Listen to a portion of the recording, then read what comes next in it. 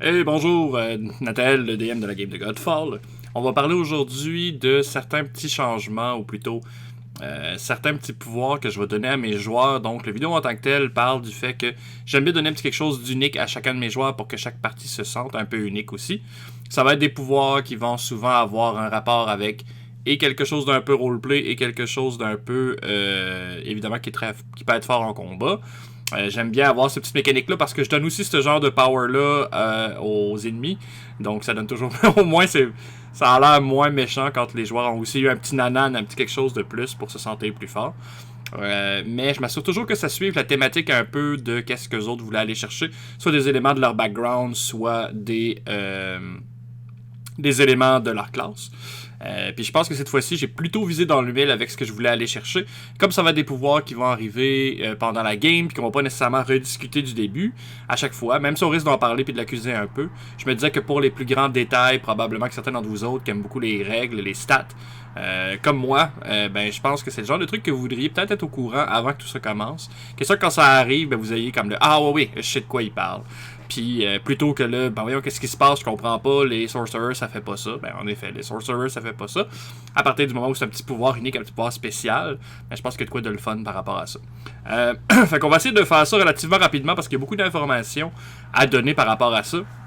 J'ai séparé le plus souvent possible, à peu près standardisé à chacun des joueurs a un pouvoir passif. Chacun des joueurs devrait avoir un pouvoir à peu près actif, on va appeler ça comme ça. Puis on va avoir chacun un pouvoir inspirationnel, appelez ça comme vous voulez, le pouvoir d'inspiration. Mais le pouvoir d'inspiration, dans le fond, c'est une option alternative pour dépenser un point d'inspiration. Plutôt que d'avoir avantage sur le prochain jet, ben à la place, on va pouvoir utiliser ce point d'inspiration-là pour avoir un avantage en combat. Donc, ça va être à voir comment que les joueurs veulent gérer ça, mais j'aime bien l'option d'avoir deux choix. Puis après ça, les joueurs décideront qu'est-ce qui est le meilleur pour eux, qu'est-ce qui est le plus intéressant pour eux. On commence rapidement avec Sven, le druide du groupe, qui va être le druide Circle of the Moon, donc basé beaucoup sur le shapeshift. Et comme de fait, on va commencer avec son passif qui s'appelle le Cercle de la vie et de la mort, qui va lui permettre de, s'il fait une attaque naturelle, donc en forme humaine, il pourrait donner un coup de poing, mordre quelqu'un, donner un coup de pied, mais probablement que ça va être évidemment beaucoup plus utilisé en beast form, s'il se transforme en animal puis qu'il fait une natural attack, une attaque naturelle, donc avec griffe ou ben morceau. Il peut garder en tête le nombre, dépendamment du nombre de points de dégâts qu'il fait, il peut décider de se faire perdre le même nombre de points de vie à lui-même. Donc, admettons qu'il donne un coup de patte, un coup de paluche, et il fait 8 de dégâts, il pourrait décider aussi de se faire perdre 8 points de vie. Et s'il le fait, il va pouvoir garder en banque le chiffre qu'il a, le nombre de points de vie qu'il a sacrifié. On commence ça comme ça. Ça va avoir évidemment rapport avec son actif. Son actif lui permet d'aller toucher un allié dans un round et de lui donner un nombre de points de vie égal au nombre de charges et donc au nombre de points de vie qu'il s'est fait perdre. Comme il va avoir un nombre d'HP relativement élevé, puis qu'il veut jouer quand même guérisseur, mais qui veut être aussi beaucoup en beast form, ce qui t'empêche de caster tes spells, ça va lui permettre de guérir les autres, mais ça va pas lui permettre de changer le pool d'HP du groupe. Évidemment, ça va lui permettre de funneler, de donner les points de vie, de la guérison à ceux qui en ont besoin, mais le nombre de points de vie que le groupe a va pas changer. S'il perd 8 pour donner 8, le groupe est quand même similaire. Mais ça reste des pouvoirs qui peuvent être très puissants dans certaines circonstances. Donner des points de vie à la bonne personne, c'est quelque chose de très puissant. Puis rien qui l'empêche non plus de se guérir lui-même pendant qu'il est en beast form. C'est un des pouvoirs du Druid Circle of the Moon. En fait, je crois que c'est tous les druides. Tu peux dépenser une charge d'un spell, une spell slot, pour te guérir de l'équivalent d'un Cure Light Wound, une guérison des blessures légères, sur toi-même.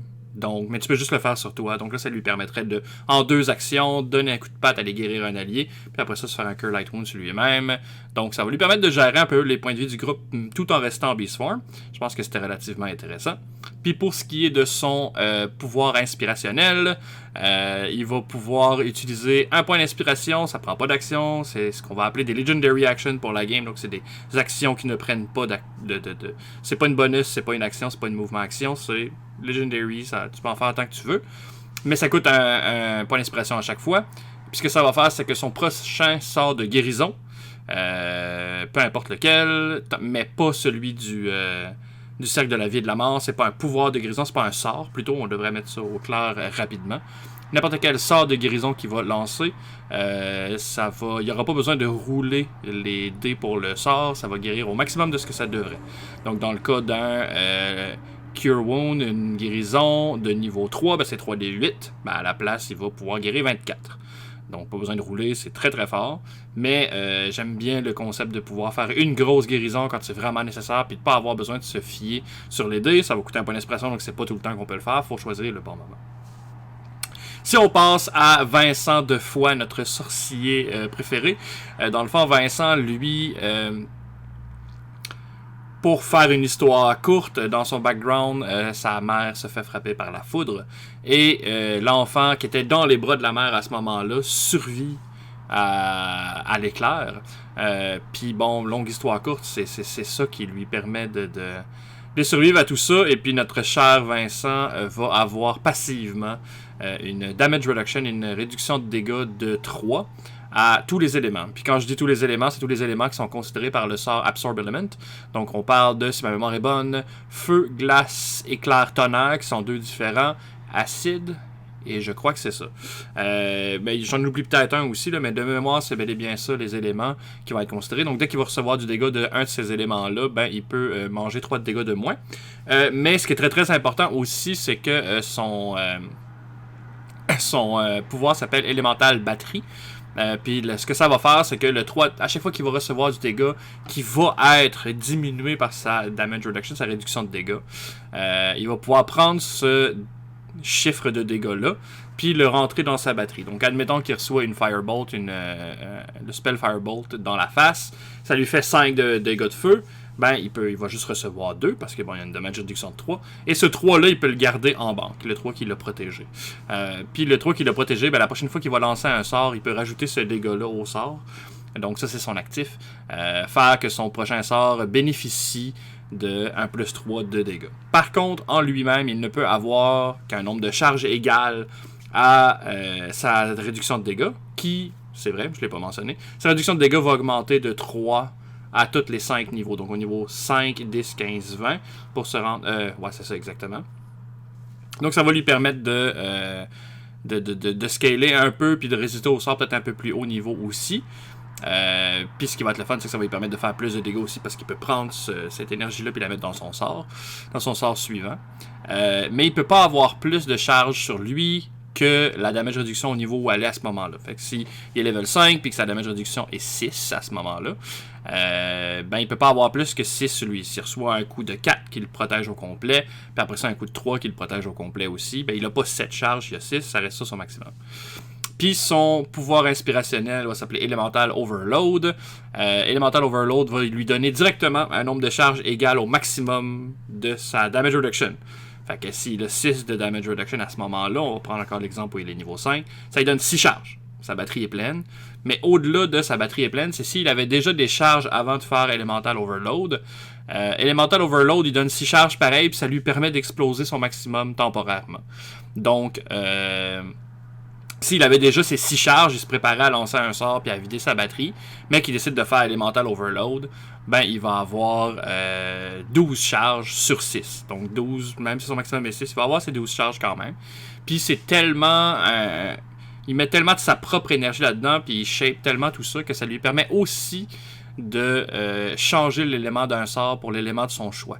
Donc il est capable de briser les limites de la physique, ce qu'un mage peut faire la plupart du temps avec beaucoup de ses sorts, mais dans ce cas-ci spécifiquement, il va prendre, admettons qu'il s'en va pour lancer une fireball, une bonne vieille boule de feu, ben il peut complètement condenser sa propre énergie là-dedans, puis l'énergie de sa batterie pour changer de fabric of reality, la physique elle-même, puis transformer ça en une boule de glace ou une grosse boule d'électricité ou un gros globe d'acide, ce qui va avoir exactement les mêmes conséquences que le sort de base, mais qui va avoir l'élément différent, dépendamment de ses besoins à ce moment-là.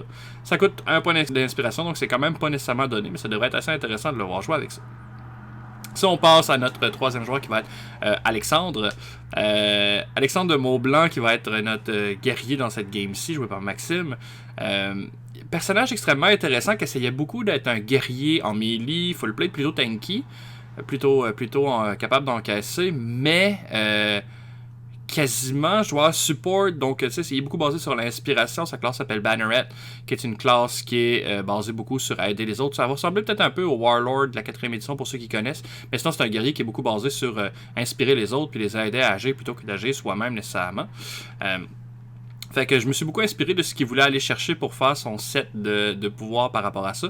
Je pense qu'on a trouvé quelque chose de vraiment, vraiment intéressant, peut-être un peu fort, mais c'est pas nécessairement grave. Je pense que ça devrait être amusant à jouer quand même dans tous les cas.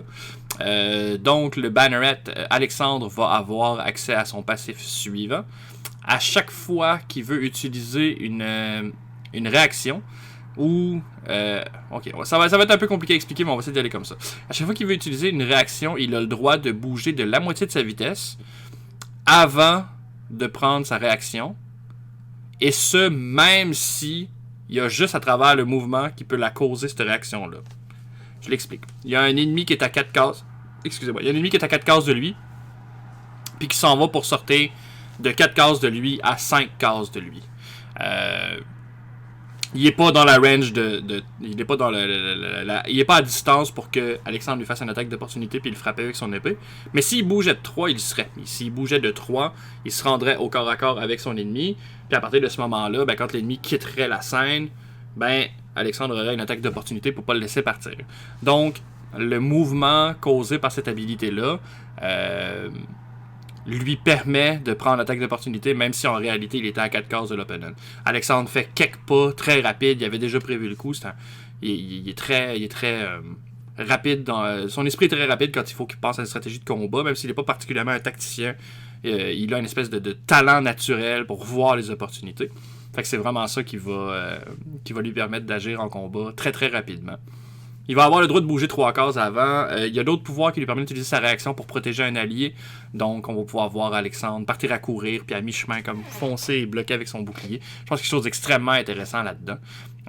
Donc, c'est très fort, mais je pense que c'est un très bon pouvoir. Pour ce qui est de son actif, Alexandre va avoir le droit, s'il est à côté d'un de ses alliés, au corps à corps, pendant son mouvement, il va avoir le droit de décider de rentrer sur la case d'un de ses alliés. Et s'il le fait, puis son allié accepte, ils vont pouvoir switcher de place. Donc... on se sentait comme faux. Admettons, Alexandre est là, il s'en vient en courant, il arrive à côté de ses alliés, ça fait 4 points de mouvement qu'il a dépensé. Il va en dépenser un 5e pour faire changer de place avec son allié, j'arrive pas à me centrer, comme ça ici. Puis, donc, il pourrait changer de place, mais dès qu'il le fait, ça termine son mouvement. Donc, il peut pas le faire plusieurs fois, premièrement. Puis, il peut pas le faire, changer de place, puis après ça, partir à courir, puis s'en aller ailleurs, puis aller gérer d'autres choses. S'il change de place, ça termine son mouvement. Par contre, ce qui est le fun, c'est comme c'est du mouvement forcé pour son allié, il force son allié à changer de place avec lui, ben, ça cause pas l'attaque d'opportunité. Donc, si son allié est pris au corps à corps, admettons le sorcier est bien dans le trouble, entouré par des ennemis, ben, Alexandre peut juste faire comme attends un peu, on change de place, maintenant c'est avec moi que vous vous battez, venez-vous-en. Fait que je pense qu'il y a quelque chose de très intéressant dans ce pouvoir-là aussi. Si on y va pour son pouvoir inspirationnel, extrêmement simple, mais je crois que ça va être vraiment, vraiment très fort. Mais je pense que ça va être vraiment le fun à jouer. Puis bon, si j'ai overshoot, si j'ai fait de quoi de trop puissant, on va se rendre compte assez vite. Mais j'ai été joué dans quelque chose que Dungeon 5 ne fait pas à ce que je sache. Pour un point d'inspiration, Alexandre de Maublanc va avoir le droit d'avoir une deuxième réaction pendant son tour. La seule restriction, c'est que il n'a pas le droit de refaire la même reaction, la même action de réaction qu'il a déjà fait ce tour-ci. Donc il ne peut pas faire 2 fois des attaques d'opportunité, mais il pourrait faire une attaque d'opportunité. Puis son pouvoir dont je vous parlais tantôt, où il part à courir puis il bloque avec son shield. Ce qui est vraiment encore plus fort, c'est qu'il faut comprendre que s'il prend une deuxième réaction, il peut encore bouger de la moitié de son mouvement avant de la faire. Donc ça lui permet de bouger au début pour ce qui est de son mouvement initial de 6 cases. Après ça, prendre une réaction bougée de 3. Après ça, prendre une autre réaction bougée de 3 encore. Il va voler sur le champ de bataille. Il va courir en sacrément, mais c'est ça qu'on voulait aller chercher, l'espèce de feel du gars qui est le capitaine de peloton qui est toujours en train de courir pour s'assurer que ses gars sont corrects. Je pense qu'il y a quelque chose d'extrêmement intéressant par rapport à ça. Puis j'ai bien hâte de voir en action comment que ça va donner. Ça rajoute pas de dégâts nécessairement. Ça va pas, c'est pas des points de vie de plus, c'est pas de la tankiness de plus. C'est vraiment juste du mouvement puis une réaction supplémentaire, ce qui est vraiment pas mauvais. On se le cachera pas. Mais ça donne des options tactiques hallucinantes. Je pense qu'il y a de bien le fun par rapport à ça. Puis, en dernier lieu, on va avoir Sigur, le démon des plaines d'or. Sigur, notre barbare préféré, qui va avoir... donc, c'est un Ancestral Guardian. Le personnage est beaucoup basé sur les esprits de ses ancêtres viennent l'aider en combat. Puis c'est aussi beaucoup un personnage qui est un peu plus dans la protection de ses alliés plutôt que l'offense. Mais évidemment, c'est un barbare, fait que l'offense est toujours la saveur du jour, mais puis qui est peut-être un peu plus tanky que mettons un Berserker. On s'entend là-dessus. Puis Sigurd, son pouvoir passif, ça va être qu'il y a toujours un de ses gardiens spirituels qui est avec lui, puis qui essaie toujours de le protéger des dégâts qu'il pourrait manger, qu'il pourrait recevoir pendant qu'il n'est pas là. Pendant qu'il regarde pas, du moins, pendant qu'il n'est pas attentif. En gros, le Spirit Guardian va lui donner exactement l'équivalence de s'il avait un bouclier, qui donne, si un Moribond, plus 2 de classe d'armure et plus 2 de réflexe. Même s'il n'a pas besoin d'avoir un bouclier sur lui. Et Sigurd ne porte pas de bouclier. Sigurd porte une hache et une masse. En fait, c'est un marteau de guerre. Une hache et un marteau de guerre. Puis dans le fond, il va aussi avoir l'effet d'un bouclier comme s'il avait comme une troisième main qui portait un shield. Mais à la place, c'est un de ses anciens qui le protègent. Un esprit ancestral. Je trouvais ça particulièrement intéressant, une espèce de feel de genre, il va se faire frapper dans le dos quand il l'a pas vu venir, puis il y a juste comme une espèce d'épée qui se matérialise temporairement avec juste un visage fantomatique, puis l'épée disparaît, puis la face disparaît aussi, puis bon, ça lui donne juste 2 classes d'armure, ce qui est quand même vraiment beaucoup, honnêtement, mais ça va donner le bon feel de genre comme s'il se battait dos à dos avec un ancêtre, ou il y a quelque chose de le fun là-dedans, je trouve. Pour ce qui est de son actif, ça va être que son ancêtre qui le protège, il va pouvoir pendant son round s'il veut, il peut le donner à un de ses alliés. S'il fait ça pendant de son tour jusqu'à son prochain tour, il n'a pas le bénéfice d'avoir le bouclier supplémentaire si on veut, là, son spirit d'ancêtre, mais il peut le donner à quelqu'un. En dedans de 6 cases, donc 30 pieds. Il va pouvoir donner ce pouvoir-là à quelqu'un d'autre, donc il va pouvoir protéger un allié s'il en a besoin. Je trouve ça particulièrement intéressant. Mais lui, il perd le bonus, donc pendant le round, c'est quand même pensez-y bien.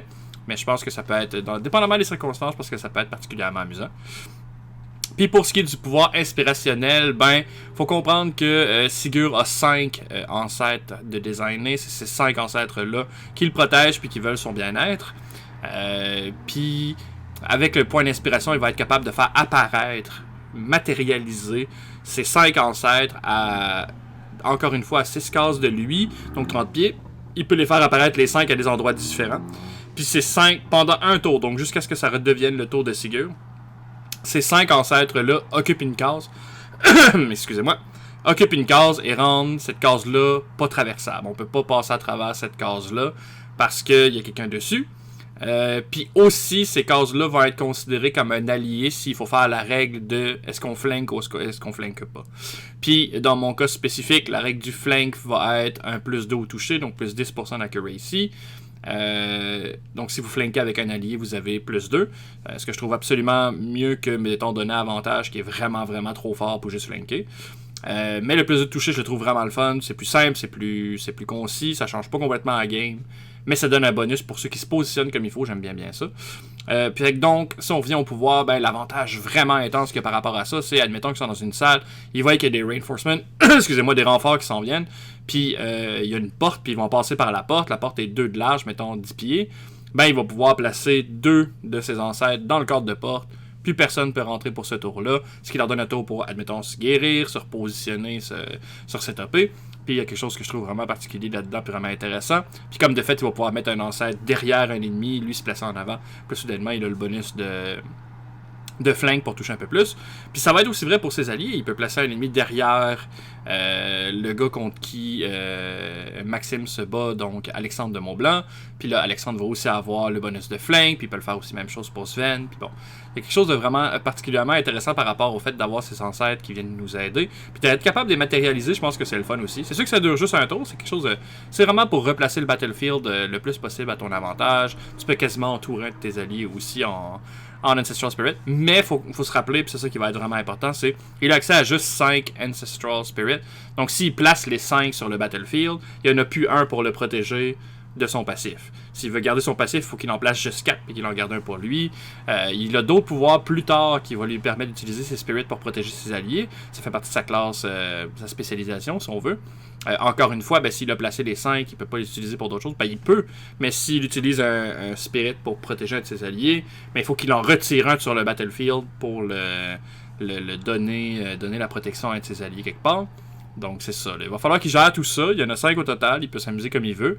Mais le pouvoir d'inspiration lui permet de placer tous les 5. En fait, À ce moment-là, il est aussi bien déplacer les 5. Au pire, il en retirera un pour l'utiliser dans un pouvoir ailleurs. Mais il peut pas laisser les 5 là et utiliser un spirit pour autre chose. Fait que ça fait pas mal le tour pour les 4 joueurs puis les pouvoirs spéciaux que je leur ai donnés par rapport à la game. Je pense qu'il y a quelque chose de vraiment le fun à jouer avec tout ça. Ça va donner un petit côté un peu plus fancy, un peu plus le fun, un peu plus fou. Mais en même temps, plus stratégique. Puis je pense que c'est vraiment vers ça que je voulais aller le plus. La position en combat va devenir un peu plus importante. C'est quelque chose que je trouve extrêmement important dans une game parce que c'est ce que j'aime beaucoup faire pour mes combats. C'est pas nécessairement quelque chose que vous devriez faire, surtout si vous êtes moins à l'aise avec le combat, si vous aimez surtout le roleplay. Ça va rajouter beaucoup de profondeur, qui n'est pas nécessairement quelque chose que vous voulez voir. Mais si vous aimez les combats plus stratégiques, ben c'est quelque chose que je vous conseille d'au moins peut-être expérimenter ou essayer ou explorer. C'est vraiment le fun de rajouter ce genre de pouvoir-là. Puis évidemment, mes ennemis, ou du moins les plus gros boss ou les ennemis un peu plus... les chefs gobelins, les chefs de meurtre, les whatever, peu importe comment on va gérer ça, ils vont avoir des pouvoirs pas mal similaires. Je vous le dis d'avance, attendez-vous à ce que les chefs gobelins, soudainement, se mettent à avoir des pouvoirs qui sont comme ouais, les gobelins ça fait pas ça. Ben non, en effet, les gobelins ça fait pas ça. Mais les mégoblins ils vont faire ça. Fait que, ben merci beaucoup d'avoir pris le temps d'écouter. C'était vraiment long, je le concède, mais c'est super important que ceux. Je sais que ce sera pas nécessairement une vidéo pour tout le monde, mais je comprends que y a des viewers qui sont exactement comme moi. C'est le genre de vidéo que je voudrais absolument avoir si j'écoutais une game similaire. Je veux comprendre mathématiquement, statistiquement, c'est quoi les changements qui ont été faits à la game pour mieux l'apprécier. Il y a des gens qui vont venir juste pour nous écouter faire du roleplay. Donc les mathématiques derrière, ça les intéressera pas nécessairement. Moi, c'est exactement le contraire. J'adore le roleplay, mais les mathématiques derrière sont super importantes pour moi. Ça fait partie de ma compréhension, m'aide à mon appréciation. Fait que c'est ça, j'espère que la vidéo vous a plu, puis j'espère que vous avez eu bien du plaisir, puis que ça va vous aider à comprendre un peu plus où c'est qu'on s'en va avec tout ça. Mais je pense que tout ça va être des changements, puis des apports qui vont être juste le fun pour la game. Bye bye!